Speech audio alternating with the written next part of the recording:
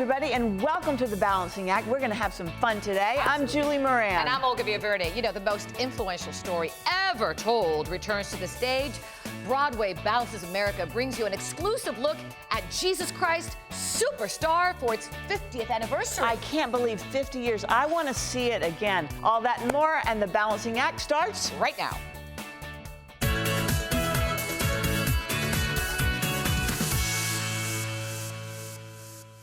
Broadway Balances America, brought to you by Broadway across America, bringing the best of Broadway to a city near you. Today, Broadway Balances America explores Jesus Christ Superstar. That's right. Amber Milt visits the team behind the new touring production, putting a modern spin on the classic story. Take a look.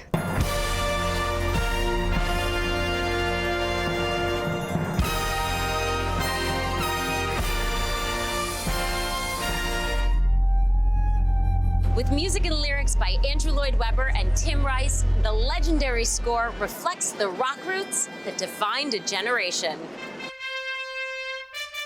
One of the oldest stories ever told comes alive for modern audiences with an award-winning score and an edgy new look. It goes back to the roots of the album. It almost feels like a rock concert.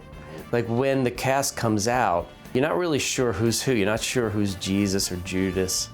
It looks like a band coming out. The guy has a guitar slung over his shoulder. And then you hear that iconic, that motif, you know, when that starts kicking. So it's that beautiful combination of just viscerally being hit by music and then visually being swept up in the story that made this one so special. Reinventing the production design, orchestrations, and choreography for this classic story is paramount to the 50th anniversary tour, elevating its status from rock album to epic music event. Tom Scott did the scenic design of the show. The idea is that maybe you stumbled on a ruin and that there was a cross that was upright that fell over and broke and now is kind of embedded in the ground. It's a piece of theatre and a piece of storytelling which feels actually incredibly contemporary. The actors, the performers also have to play instruments, but they also have to dance to a really, really high level. And the kind of performance style or the acting style is actually incredibly authentic. So what we require of the performers is a sense of originality and truth to their own being. Playing the title role, Aaron LaVagne stars as Jesus Christ. It's an honor. Like, I couldn't be happier that they chose me to do this. One thing that I'm looking to explore is to bring a human aspect to that he was a man, that he was friends with people, that he was in this tribe of people that he knew and loved and traveled with. People have this idea of who these people are, who Jesus is, what he should look like, what he should sound like. At the end of the day, we're vessels telling the story. How do you breathe new life into playing Jesus? The key is to keep it fresh, keep the moments real, keep them honest. It's just such a pleasure to sing this iconic score from Andrew Lloyd Webber and Tim Rice. I mean, I think it's going to be a really special experience. Actor James DeLisco Beeks plays the key figure of Jesus' best friend and betrayer, Judas Iscariot. Judas opens up and he says, "My mind is clear now." He sees the bigger picture and what a lot of his followers don't see. Christ actually tells him, you have to do this. He sets into motion what's going to happen.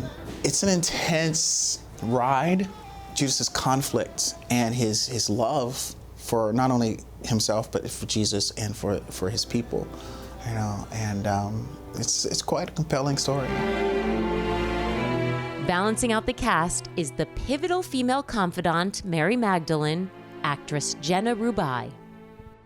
It's important to portray her as really the counterpart of Jesus, the feminine to his masculine, and there's so much of that in the divine that I think it's important to really show that she was a devout follower and really understood his teachings, and that I think he saw that in her too. It's a rock opera, But this is the most theatrical story of all time. Right. Yes. So for it to be set to rock music that is popular and relatable, I think that it just makes it that much more epic. And this epic story remains relevant 50 years later. The startling relevance to the production is actually the idea of who do you follow?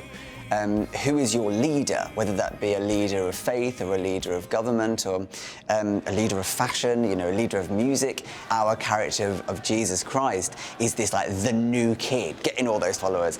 And that all these other people, these other like rock legends are like, what has this person got that I don't understand? It's this new wave. But I think it's in the storytelling of Jesus, of Judas, of the apostles, of the experience, of the intensity, of the mob mentality that this became. I think that's where the drama unfolds. You don't have to be religious to be inspired by the story and the music and just go to a night of theater and enjoy it. But I think if that's meaningful in your life, then you're also getting that additional element of it telling that story that's so meaningful to so many people. So whether you're a devotee or discovering the story for the first time, there's something for everyone to enjoy. You're gonna walk out inspired, you're gonna walk out joyful and gleeful, and it's great to introduce it to a new generation. I think that just being able to bring that music and life back to a modern audience is going to be incredibly important for them to be able to hear it with fresh ears. Get ready for one of the most wild experiences you will ever see theatrically. You're getting rock concert, you're getting dance, you're getting a good story told, the greatest story that's ever told. So you're getting it all. This is really a great opportunity to come to the theatre and realise that musicals can be extremely cool and that you can be surprised by something you thought you knew deeply and intimately, be made to see it in a brand new way, and I think that is something that should not be missed. You want to feel something, you want to let yourself go, you want to be suspended in that moment to see something. So come and let that happen. The North American tour of Jesus Christ Superstar is coming soon to a theater near you. Check out Broadway across America, or you can always go to our website, thebalancingact.com, for all the show information, tour dates, and more.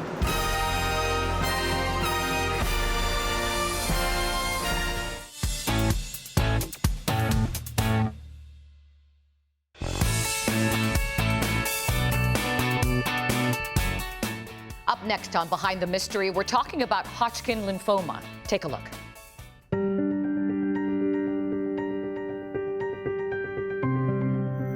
According to the American Cancer Society, approximately 8,000 cases of Hodgkin lymphoma will be diagnosed in the United States in 2019. It's one of the most curable forms of cancer and has a 5-year survival rate of 87%. Today, on Behind the Mystery, we'll learn more about Hodgkin lymphoma, what to expect, and what to discuss with your doctor. We start with a leader in lymphoma research at City of Hope, hematologist and oncologist Dr. Alex Herrera. So Hodgkin lymphoma is a cancer of the immune system. In particular, it's a cancer of a cell called a lymphocyte that lives in lymph nodes. And so when a patient develops a Hodgkin lymphoma, they'll actually form a tumor or mass in the lymph nodes. Now, the lymph nodes are an important place where lymphocytes live. They train and develop there, waiting to fight any infection that the body may encounter. Some of the signs of or symptoms of Hodgkin lymphoma may be fevers, night sweats, fatigue or tiredness, chills, a rash. They may have itching with or without a rash. Some patients actually develop pain in their lymph nodes when they drink alcohol. To diagnose Hodgkin lymphoma, a lymph node biopsy must be performed. Once the lymph node biopsy is performed, the pathologist will look at that tissue under the microscope to determine whether or not it appears to be Hodgkin lymphoma. They'll often perform special testing on the tissue to identify the particular type of cell that represents a Hodgkin lymphoma. It can be quite difficult to figure out that a patient has Hodgkin lymphoma even when looking at the tissue under the microscope. The Hodgkin lymphoma tumor cells are actually quite rare, and what a pathologist will be seeing is mainly just normal cells, normal immune cells, surrounding these very rare tumor cells of Hodgkin lymphoma. A lot of time, many patients come to us with a different diagnosis, and we realize that it's actually Hodgkin lymphoma. At 27 years old, Michael Pasmont had just married his wife Madeline and found out he was about to become a father when he was diagnosed with Hodgkin lymphoma. I currently work at Chalk Children's Hospital as an emergency medical technician. Every day it's something different. You don't know what to expect. One day can be saving a baby's life. Another can just be comforting a young child in need. And so I get such a satisfaction out of working at the hospital, where I also volunteer on the side at Montebello Fire Department as a fire inspector. I've been married to Madeline for a little over a year now, and we have a 4-month-old named Micah. Son is growing up as a healthy baby boy, and he is a delight to be around all the time. So my symptoms started with initial night sweats, and those would go on and off frequently for a couple months. And then I started receiving really bad lower back lumbar pain. Running became a difficult task for me. I could easily run 2 miles before, and all of a sudden it was 100 feet and I'd be completely out of breath, gasping for air. Night sweats just continued getting worse and worse. I'd wake up drenched in my sweat, almost like I jumped in a pool. All these symptoms really became troublesome to me after one night. I was going down to my car, and then all of a sudden, I had the most difficult time breathing. I was gasping for air, coughing, and couldn't catch my breath. And so I knew instantly when I went upstairs to my apartment, told my wife I need to make an appointment with my primary care physician because something was very wrong with me.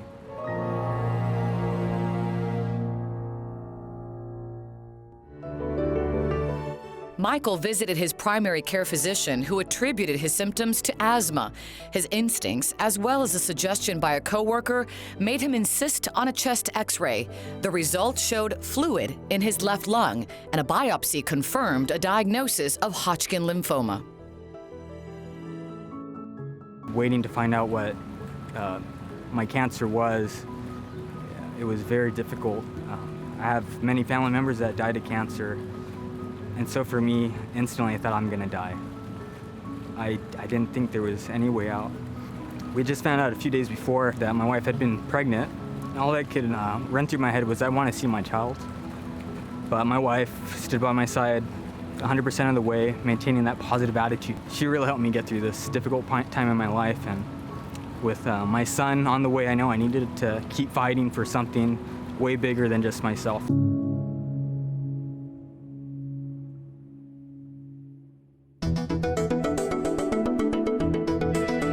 The treatment of Hodgkin lymphoma typically is determined by stage. So a patient with early stage disease or stage 1 or 2 disease, for example, where the disease is just on one side of the body, versus patients who have stage 3 or 4 disease or advanced stage disease, where patients can have disease in multiple parts of their body. There are various risk factors that we consider when we're trying to determine a treatment plan for a patient, including a patient's age, other laboratory parameters, and even other illnesses or other diseases that a patient may have. Historically, the treatment of Hodgkin lymphoma depends on stage and includes chemotherapy and/or radiation. But there are newer treatment options, including targeted therapies or immunotherapies, and others being studied as part of clinical trials. And so I try to have a pretty in-depth conversation with my patients about the different options and empower them to make decisions about their care. I decided to go to City of Hope for a second opinion, where I got seen by Dr. Herrera. From there, we decided to start discussing treatment options, where he sat down with me, was very specific as far as the choices I had. And so it gave my wife and I an opportunity to go home and do some research to find what would best suit me and my road to recovery. So throughout my treatment, I found it very important to maintain a positive attitude the entire way. I ensured that every picture that was taken of me had a smile on my face. When I'd be able to look back on those pictures, I knew that I was fighting the best I could. After treatment for Hodgkin lymphoma, it's important to follow up with your care team. We'll often check labs to make sure that the blood counts are okay and to make sure that the body's handled the treatment well and ultimately get back to normal life. He said, "We have good news." He tells me, "Well, you know, you're in remission." He had to tell me twice because it didn't hit me until that second time, because I was at a loss of words. I called my wife and I had to try to retain my composure the best I could, but I told her, well, I'm in remission, and she breaks down crying with me on the phone, and it was the most enlightening experience I think I could say that I've had in my life. My mentality's changed quite a bit post-treatment. My way I view life is definitely, I find it way more valuable. And so I find myself enjoying every minute I have with my son and my wife, to be able to really spend quality time with them, because I hate to take any of that for granted.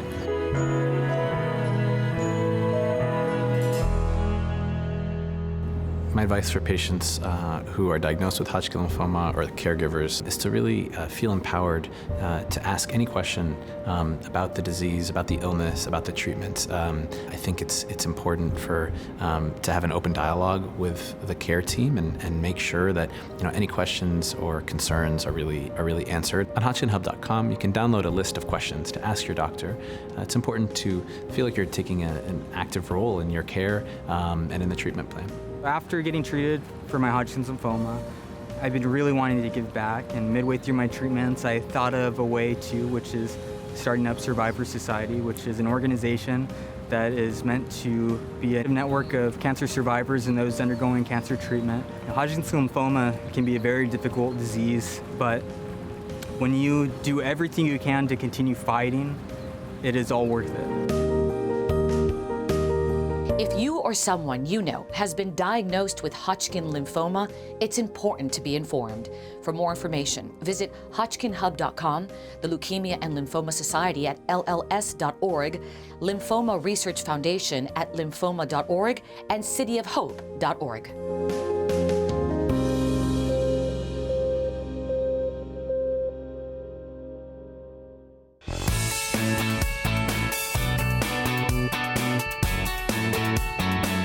Today, we're making bread gnocchi with pomodoro sauce. It's absolutely amazing.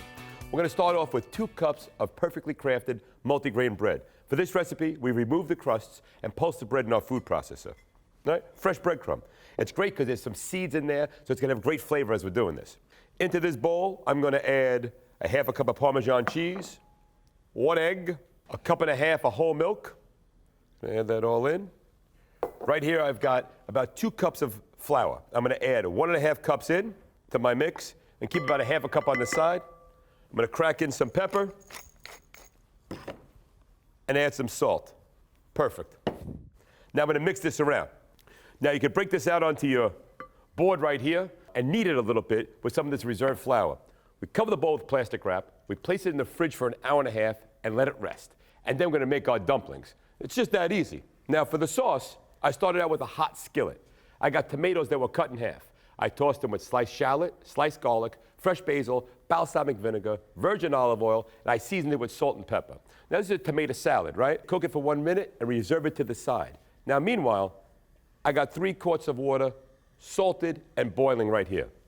I've taken my dough, and I've got it the consistency of mashed potato, and I put it into this pastry bag. I'm going to take it with a good old-fashioned pair of scissors and lovingly squeeze the dough right over the pot, and then with the scissors, one by one, just slice the little dumplings about cork size right into the boiling salted water. They take about 5 minutes to cook after they float to the top, and they're beautiful, tender, soft, and delicious little gnocchi. They're really quite amazing. Now, I've done some already, and I got them to the side here. And I take them, and I just add them to my sauce, just ever so slightly. Give it a little flip around. You can do that at home. Rain some Parmesan cheese up in there. Oh, this bread truly is artisan. And you know what that means? It means it tastes great. It's inspired by the best ingredients and a variety of grains and unique flavors. Head to nature'sownbread.com/perfectly crafted for more information. And coming real soon, there'll be a new member of the family. Another exciting flavor of perfectly crafted bread will be on the shelves soon. Or check out our website, thebalancingact.com.